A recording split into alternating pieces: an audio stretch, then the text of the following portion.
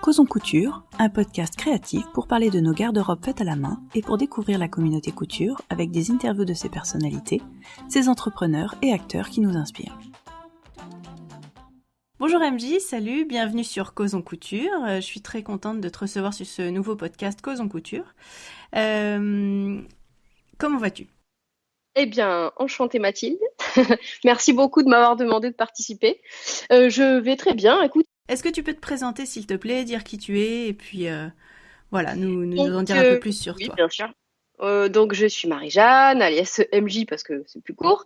Et puis, alias aussi Margeva sur Instagram principalement, YouTube aussi. J'ai un blog que j'anime un petit peu de temps en temps quand j'ai envie, disons. Je me l'impose pas. Qu'est-ce que je peux vous dire ? Je suis une femme, je vis en France, je suis aussi une mère, et aussi une doula, et aussi une couturière, et aussi une tricoteuse, et aussi une toute petite entrepreneuse.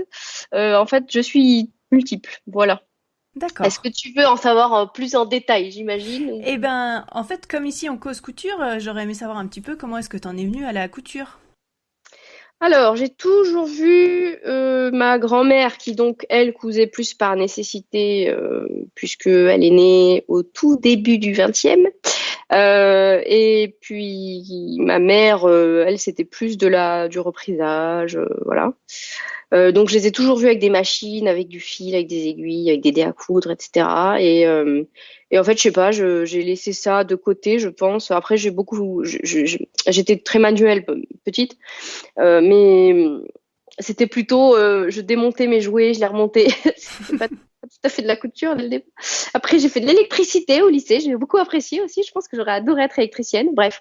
Et un jour, en fait, une amie que j'ai rencontrée sur un forum de future mère, hein, rien à voir, qui elle cousait beaucoup pour elle, m'a dit oh mais pourquoi ? Et puis je me suis dit bon allez, et en fait c'est grâce à elle que je me suis lancée et elle m'a aidée à apprendre les bases et puis après internet, etc. et l'envie et c'était parti. Et c'était en 2011 à peu près, 2011 ouais je pense.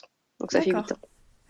Et aujourd'hui, on voit que ce soit sur ton blog, sur ta chaîne YouTube ou sur Instagram que tu couds un petit peu pour tes filles, mais tu couds aussi de temps en temps pour toi. Alors j'ai beaucoup cousu pour les enfants et en fait maintenant je couds plus pour moi. Ouais, c'est ça, quand ils sont passés l'âge de bébé. Aujourd'hui, qu'est-ce qui te donne envie de te mettre à coudre ? Alors en fait, j'ai toujours détesté faire les magasins. Donc déjà, c'est une très bonne motivation. Et puis, à vrai dire, je suis petite, j'ai pas des formes standards, c'est-à-dire que moi j'ai des formes de femme en fait. Hein. Donc je suis petite avec des seins, quoi. Donc déjà, pour trouver des vêtements, c'est-à-dire que je suis obligée de raccourcir tous les pantalons. La fourche est toujours trop haute, donc j'ai des pantalons qui m'arrivent super hauts, ce qui n'est pas forcément des plus confortables. Enfin, pour mon goût à moi, disons. Et puis les hauts, forcément, c'est jamais comme il faut, sauf si je prends des t-shirts en jersey où là, effectivement, ça va, mais sinon, le reste, ça va pas. Donc, en gros, entre le fait de détester faire les magasins et le fait de ne jamais trouver des choses qui sont à ma taille, voilà, le calcul est vite fait. Non, et puis, c'est vrai que j'aime beaucoup coudre aussi, il n'y a pas que ça. La couture me le rend bien, on va dire aussi. Voilà. Ouais, c'est ça. Et aujourd'hui, qu'est-ce qui va t'attirer dans un patron ? Est-ce que c'est quelque chose... Enfin, comment tu vas choisir un patron et un tissu, par exemple ? Alors, avant, je choisissais beaucoup au coup de cœur, ce que je fais beaucoup moins parce que la poitrine. C'est-à-dire qu'en fait, en gros, je suis quand même un peu une flemmasse. Donc, faire une poêle ou faire les ajustements que je devrais faire, je le fais que très, très rarement si vraiment j'ai déjà un patron et que je veux qu'il puisse m'aller. Maintenant, je regarde davantage à quoi ressemble le patron et est-ce que déjà la forme va aller un peu d'avance, on va dire. À savoir que déjà j'essaye d'acheter plus que des patrons où les mesures du vêtement fini sont inscrites parce que ça, en fait ça m'a beaucoup aidé à choisir mes tailles. Oui, c'est clair. Et éventuellement par exemple pour les blouses plutôt des choses où il y a un peu d'ampleur. Donc là, typiquement, j'ai très très envie d'investir dans des blouses atelier Scamit parce que ses patrons regroupent les mesures du vêtement fini, et elle a des patrons qui ont de l'ampleur devant, notamment celle que a beaucoup fait Nathalie by Night Création. C'est là en vol, je connais plus les noms de celle qui a en fait des fronces devant, oui voilà, avec un joli décolleté qui est boutonné devant. Enfin c'est plutôt un chemisier, mais bref, voilà ce type de patron. Alors après, j'ai beaucoup changé aussi, c'est-à-dire qu'avant je mettais beaucoup plus de choses à ajuster, mais avec les grossesses et l'âge et des problèmes digestifs, etc., j'ai un ventre un petit peu plus proéminent, donc les choses moulantes, j'ai un peu plus de mal à gérer. Donc je prends plutôt des choses un peu plus, j'ai plus envie de trucs un peu plus larges, disons, un peu plus amples et un peu plus confortables. J'ai changé de goût aussi en cours de route, hein, ce qui est normal, on évolue. Oui, on évolue, c'est ça. Donc mes choix sont un peu plus, je me souhaite des choix un peu plus réfléchis, disons, pour avoir un peu moins de fail aussi et des choses que je peux coudre directement. Parce que mon temps de couture, comme tout le monde, en fait, je manque de temps, hein, comme tout le monde. Je crois que là, pour le coup, on est tous au même tarif. Ouais, et c'est vrai que j'aime beaucoup pouvoir me coudre quelque chose et que ça aille directement, quoi. Comment est-ce que t'en es venu à créer ton blog, la chaîne YouTube, et puis voilà pour l'instant? Alors le blog, sincèrement, je crois que c'était pour partager. À l'époque, j'avais pas forcément, à part mon amie Claire qui m'a aidé à me lancer dans la couture, j'avais pas forcément de gens vraiment physiques, disons, enfin dans la vie réelle que je connaissais qui faisaient ça. Donc je pense que c'est à ce moment-là que j'ai dû lancer le blog pour partager, parce que c'était peut-être plus sur des groupes de couture sur Facebook ou ce genre de choses. La chaîne YouTube, en fait, c'est le tricot. C'est pas la couture qui m'a lancé dans la chaîne YouTube. Parce qu'en fait, quand je me suis mise à tricoter, donc fin 2016, j'ai regardé des podcasts, et je pense que non, ça devait être des couturières tricoteuses. Je sais plus qui j'ai commencé à regarder, peut-être Cécile que font mes mains, ou peut-être Liz Taylor, je sais plus. Enfin, des filles qui faisaient vraiment, enfin des femmes, pardon, qui faisaient les deux. Et en fait, c'est le tricot je me suis lancée dans le tricot, puis je me suis dit, tiens, si je faisais pareil, parce qu'en fait, c'est vraiment sympa ce format. Et ça n'a pas été très évident au début, j'avoue. Se filmer, c'est pas facile. Non, Se mettre en ligne publiquement, c'est pas évident. Bref. Et puis en fait, c'était quand même un très bon exercice de style quand on n'aime pas parler en public, quand on est très brouillon, etc. Enfin, je pense vraiment qu'il n'y a pas de hasard dans la vie, et je pense que si je me suis lancée là-dedans, c'est aussi parce que il y avait un challenge pour moi, de moi à moi, plus que de moi avec le reste du monde, hein. Oui, bien sûr. C'est toujours plus positif de le faire comme ça. Ça fonctionne Voilà. mieux comme ça que quand on doit quelque chose à quelqu'un d'autre. Voilà. Oui, clairement. Puis alors moi, l'obligation, c'est quelque chose qui fonctionne très très mal pour moi. Je suis très mauvaise pour ça. Plus je me sens obligée, moins j'ai envie de le faire. Bref, bon après, je pense qu'on est quand même aussi nombreux dans ce cas de figure. Et puis, écoute, je ne sais pas. Il y avait Instagram, mais Instagram, c'était pas. Je sais pas. Je sais pas ce qui s'est passé. Je sais pas ce qui s'est passé. D'un coup, il y a eu plus de monde, plus d'interactions. C'est génial, hein. C'est vrai que par moments, ça donne un peu le tournis aussi. T'as beaucoup de retours suite aux vidéos que tu publies. Comment ça se passe? Tu les as plus sur Instagram, directement sur les vues? Non, un peu les deux. Écoute, c'est hyper positif, quoi. C'est hyper positif, c'est vraiment super chouette. En fait, les retours qui me font le plus plaisir, au-delà de on me dit que c'est joli, etc. Bon, ça c'est ça fait plaisir, mais c'est pas vraiment le but du truc. Ce qui me fait le plus plaisir, c'est que j'ai l'impression que, en fait, c'est pas forcément tant dans la création, disons, c'est dans les messages, en fait. C'est dans les messages. Et ce qui me fait plaisir, c'est par exemple une dame que j'ai rencontrée à la fête de la laine de Malakoff l'année dernière, et qui me dit oh là là, c'est trop bien. En fait, elle a parlé, je sais plus si elle a parlé de mes podcasts à sa fille, ou elle lui a montré, enfin elle a regardé avec elle, je sais plus. Enfin une grande fille, hein, je veux dire la vingtaine. Et sa fille lui a dit j'aimerais trop me mettre à la couture. Du coup, elle lui a offert une machine à coudre, et sa fille s'est mise à la couture. Et en fait, j'ai trouvé ça génial. Moi, j'ai rien fait dans l'histoire, mais t'as été là au bon moment, quoi. T'as créé quelque chose quelque part. C'est ça. C'est faire des connexions, dire aux gens aussi que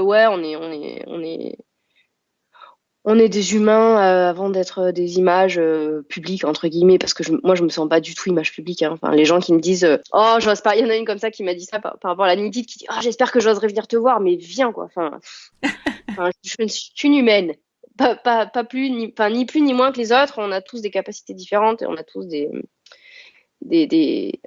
quelqu'un qui va savoir coudre, peut-être saura pas cuisiner, ou les deux. Enfin bref, t'as des gens qui ont l'air d'être parfaits, mais c'est pas vrai, hein. C'est jamais vrai. C'est ça. En fait, on a tous nos plus et nos moins. Enfin, je veux dire, on est tous des humains, quoi. Après, c'est sûr que je comprends qu'on puisse, comment dire, se sentir un peu dépassé par ce que certaines personnes font. Moi, par exemple, je sais pas, rencontrer Pauline Alice au salon Création et Savoir-faire, je me suis sentie toute petite et alors que c'est idiot, c'est une femme, une mère, une créatrice. Enfin, juste, elle fait des choses que moi je sais pas faire, mais c'est normal en fait. Oui, c'est ça. On a tous un peu nos idoles. Oui, c'est ça, mais en fait, j'ai un peu de mal à adhérer à ce truc-là en fait. Bah ouais, c'est compliqué. L'idolâtrie, parce qu'en fait, on est juste des humains, quoi. Personne n'est au-dessus des autres, en fait. Donc, on n'a juste pas les mêmes comptes en banque ou pas les mêmes capacités ou pas. Enfin, voilà. Mais je suis sûre qu'il y a des choses que je sais faire que Pauline Alice ne sait pas faire. C'est ça la grande Voilà, classe. voilà, c'est ça. Oui, non, bah, non, en fait, c'est pas. Non, non, je le vois pas comme ça, en fait. Oui, ça me fait plaisir, tu vois, mais c'est pas. Enfin, je me dis pas c'est mieux, quoi. Tu vois. Je me Oui, dis non, juste tout à fait. c'est comme ça. Voilà. Mais ouais, non, c'est les retours qui me font le plus plaisir par rapport à tout ça. C'est Ce que tu apportes aux gens finalement, le plaisir qu'ils y prennent et ce que ça déclenche chez eux finalement. Oui, c'est ça, c'est ça. C'est pas tant ce que j'apporte, parce que en fait, j'apporte rien. C'est comme dans mon boulot de doula, en fait. Je pense que tout le monde a ça en lui, en fait. C'est en elle, en lui. Enfin, c'est quelque chose qui est inhérent à notre condition humaine aussi, en fait. En fait, j'ai l'impression de faire juste catalyseur. C'est tout. MJ, la Rien de catalyseur. plus. Ça fait un peu film. Ça fait un peu film d'action. Ça fait un peu film d'action. C'est tout à fait ce que j'aime. C'est ça. Ou pas. Moi, Oui. moi, justement, ce que j'apprécie, et c'est pour ça que j'ai choisi de t'inviter aujourd'hui, c'est justement ton rôle un peu de catalyseur sur Instagram. Je t'en avais déjà parlé, et en fait, la richesse que je trouve à ton compte Instagram, c'est tous les partages en stories que tu fais, énormément de comptes divers à droite à gauche, les connexions que tu fais, les mises en avant que tu fais. Et moi, je trouve ça d'une richesse et d'une générosité incroyable. Je voulais savoir comment t'en étais venu finalement à utiliser Instagram comme ça, parce que finalement, il y a peu de gens qui sont autant là-dedans. Et je trouve que c'est un peu ta force sur ce réseau, en tout cas. Alors sûrement dans la team un peu plus tricot que couture. Moi, je t'ai rencontré grâce à la couture, mais comme je me suis mise au tricot dernièrement, j'avoue que je suis toujours intéressée de te suivre et c'est toujours un plaisir. Donc dis-moi comment t'es arrivé à faire toutes ces connexions et toutes ces mises en avant et comment tu gères ça, quoi. Eh ben écoute, merci, ça me fait plaisir ce retour parce qu'effectivement, c'est venu tout seul en fait. À vrai dire, je le fais par plaisir. De temps en temps, il y a quelqu'un qui me demande de partager quelque chose et si, notamment, je pense à Camille Depan qui, avec son conjoint en fait, ils se sont lancés. Bon, j'imagine que tu les connais, non peut-être pas, c'est plus du tricot, dans l'élevage d'une race de moutons en fait traditionnelle qui se perd quoi et dans le but de valoriser les toisons. Elle m'avait envoyé un mail avec leur projet. En fait, ils faisaient un financement participatif. En fait, je pense que c'est peut-être parti de là, d'ailleurs. Et elle m'a dit, est-ce que ça te dérangerait pas de relayer? Et non, en fait, ça me dérangeait pas du tout. Évidemment, je relaye les choses qui me plaisent hein, et ou qui me parlent. Bien sûr. Ce qui, je pense, est humain aussi à un moment donné. Ouais. Et puis je pense que c'est aussi là que tu trouves ta vérité et ta sincérité. Oui, C'est-à-dire oui, que si tu partages que des choses qui te sont proches, tout ce qu'on a lu et vu ces derniers temps sur oui. tout le questionnement sur la représentativité des gens de couleur, des gens différents, sur tout ce qui est sphère tricot, principalement anglophone et puis un peu assez francophone aussi. Enfin, heureusement, c'est arrivé jusqu'à chez nous. Oui. Ça, je pense que si on le partage pas en y croyant, enfin, ça marche pas, quoi. Donc, je pense qu'en effet, Oui. il faut partager ce en quoi on croit, sinon ça marche pas, ça prend pas, quoi. Oui. Après, c'est vrai que je fais pas partie de minorité, à part le fait que je sois une femme, mais sinon, je fais pas partie de minorité oppressée, disons. Mais j'ai toujours été différente aussi, donc je connais le mécanisme d'être stigmatisée, etc.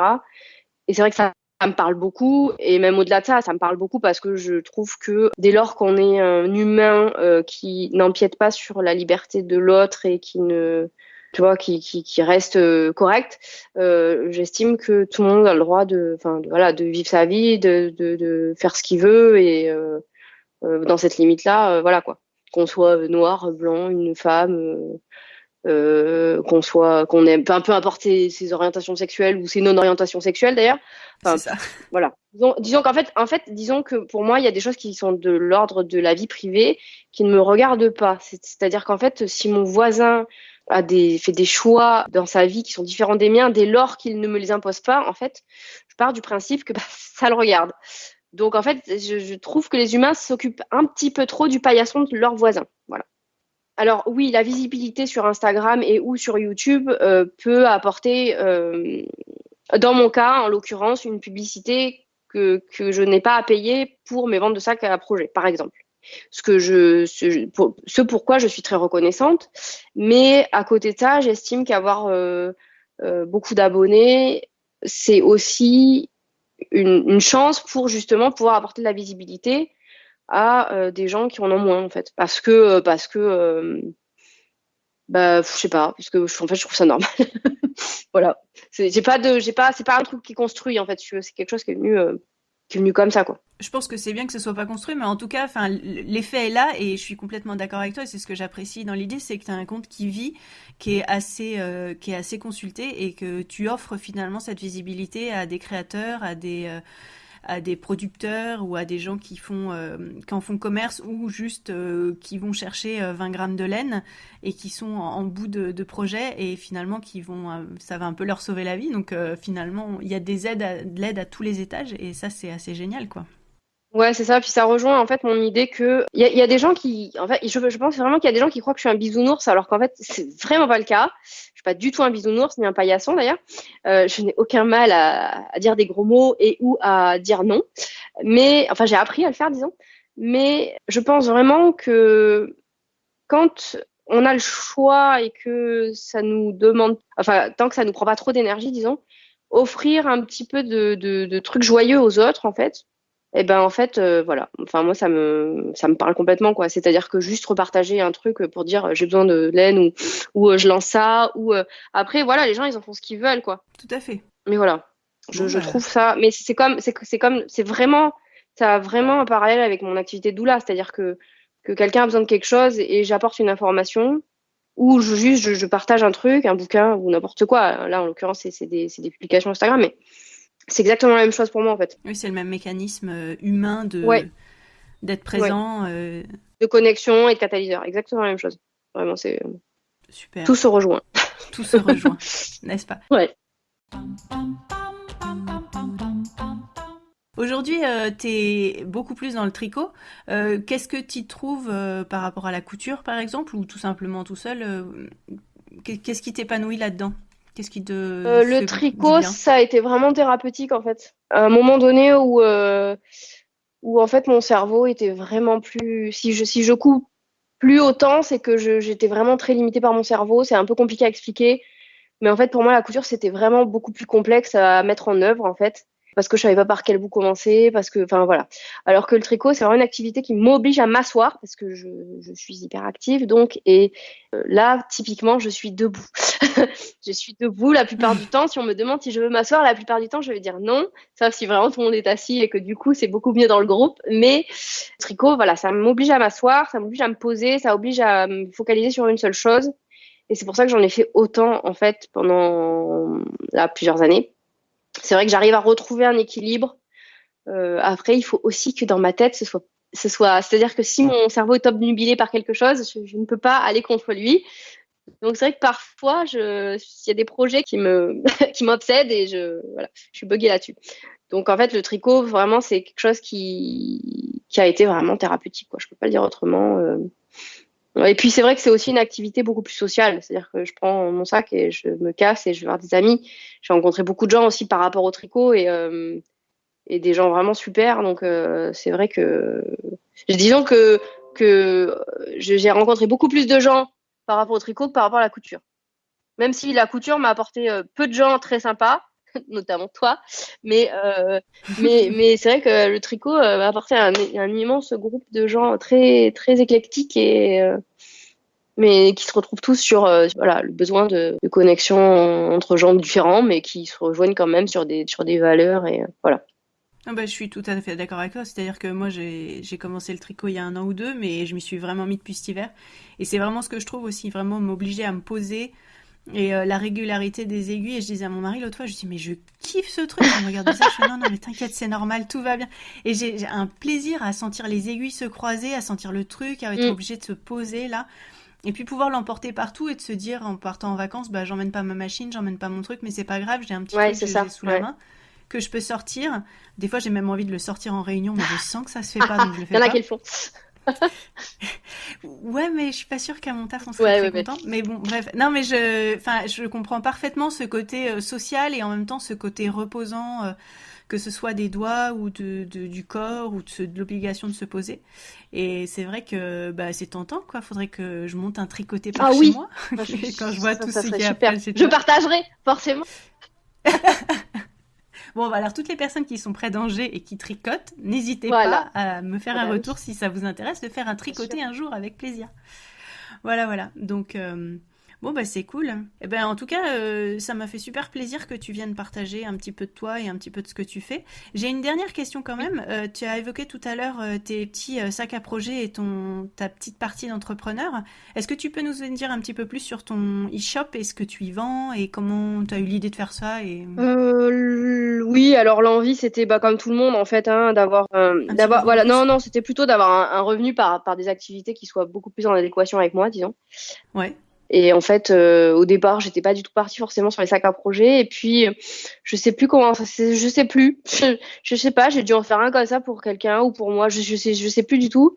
Et puis en fait, j'ai trouvé ça vachement sympa de pouvoir marier les couleurs, tout ça. Et puis, ben, apparemment, ça plaisait aussi. Donc, donc en fait, c'est parti comme ça. Donc, en fait, je vends plus que ça, mais les productions sont pas ni très régulières, ni forcément toujours les mêmes.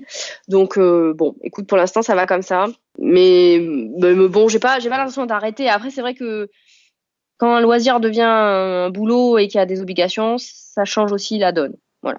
Et puis en France, le paysage de l'entrepreneuriat n'est pas très valorisé, donc c'est pas très évident non plus d'arriver à pratiquer des tarifs qui soient corrects pour les gens, parce que j'entends tout à fait la frustration de quand on ne peut pas s'offrir quelque chose qui coûte trop cher parce qu'on ne peut pas, et en même temps pratiquer des tarifs qui permettent quand même de payer toutes les charges qui sont quand même genre monstrueuses et d'avoir quand même quelque chose à la fin, quoi.